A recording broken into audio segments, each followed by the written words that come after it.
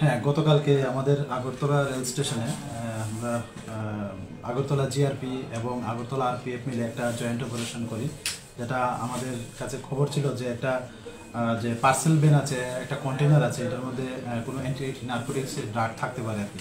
তো এটার সত্যতা আমরা ধরে আমরা আগরতলা জিআরপি এবং আগরতলা আরপিএফ মানে সমস্ত অফিসার এবং স্টাফ আমরা ওইটাকে সার্চ করি সমস্ত আইনি পদ্ধতি মেনে। তো এখান থেকে ওই কন্টেনারটা থেকে ১,৫০০ বোতল কফ সিরাপ উদ্ধার করা হয় এবং সেই সঙ্গে আমরা একটা আগরতলা জিআরপি থানাতে একটা মামলা গ্রহণ করি। তো এই মামলা সূত্র ধরে আমরা মোট ৯ জনকে গ্রেপ্তার করা হয়েছে এখন পর্যন্ত।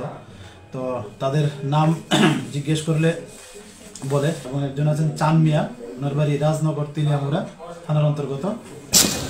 চান মিয়া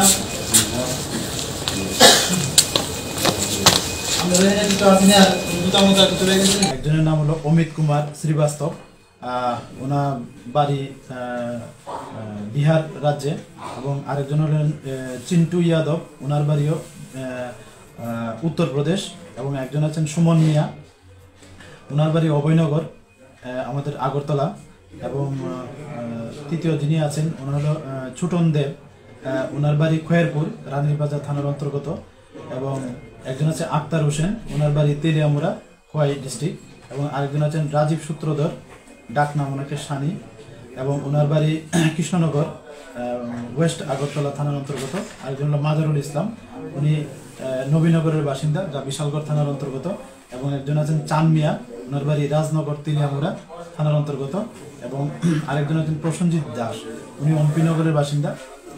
তো আমরা এই ৯ জনকে আজকে মহামান্য আদালতে প্রেরণ করছি, এবং পুলিশ রিমান্ডও চাওয়া হবে, এবং যারাই এই ইলিগেল অ্যাক্টিভিটিসের সঙ্গে যুক্ত আছে আমরা অবশ্যই তাদের আইনের আওতায় আনব। বাজার মূল্য কত? এটার বাজার মূল্য যা ডেস্টিনেশন মূল্য হতে পারে ৩০ লক্ষ টাকার আশেপাশে হতে পারে। কোথায় নিয়ে যাওয়ার উদ্দেশ্যে তারা এখানে? এটা তো তারা অনেক কিছু মানে এখনো রিভিল করছে না। তো আমরা এটা দেখছি এটার সোর্স কোথায় এবং এটা লাস্ট ডেস্টিনেশন কোথায়, এ নিয়ে আমরা চলছে, তাদের ইন্টারোগেশন চলছে, এবং আমরা আরও পুলিশ রিমান্ড চাচ্ছি, দেখি আমরা আরও কি বেরিয়ে আসে।